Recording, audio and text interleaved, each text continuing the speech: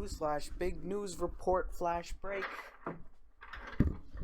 North Korea. Hello and welcome to Special News 11. Today we have an exclusive report on the current happenings in North Korea. The People's Republic of Korea is 71 years old. It broke apart from Japan after World War II. In those 70 years, it has done nothing.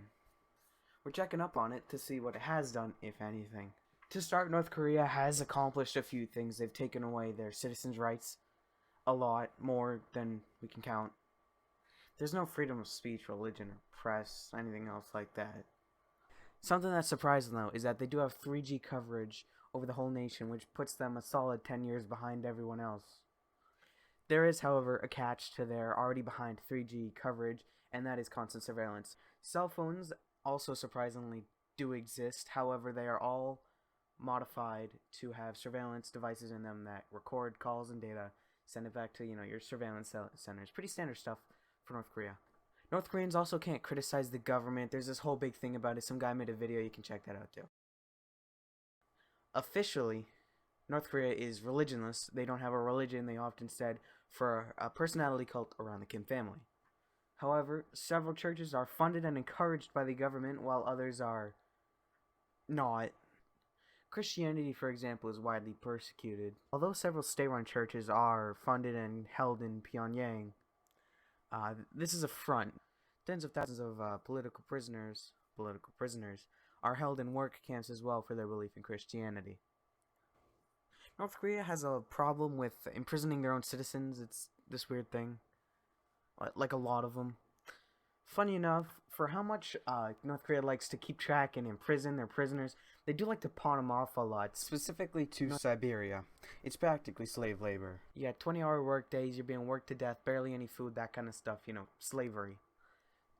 But what's fascinating about this is that North Koreans actually pay to get into these Siberian work camps. It's almost like an oxymoron, paying to go to Siberia. This also highlights a bigger issue with North Korea, and that's their economy, their currency, that kind of stuff. It's in the shit. These poor North Koreans are fighting so hard to just get out of the country and work in better conditions for better pay. They're willing to go to Siberia. They are making bank, though. They're sending North Korea obviously takes their fair share.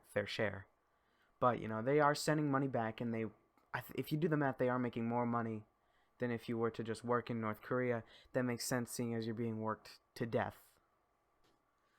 Finally, the nukes. Something that a lot of people don't know is that North Korea's actually promised to get rid of their nukes a few times. In fact, a significant amount.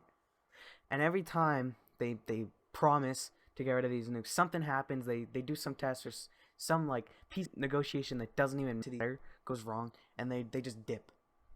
In '94, North Korea promised to stop production of plutonium weapons in exchange for aid from the United States. This broke down in '02.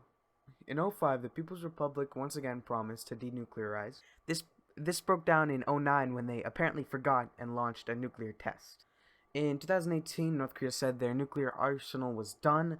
They were going to focus mainly on the economy now, and they were also going to go into peaceful negotiations with South Korea and the United States. This is where we are now.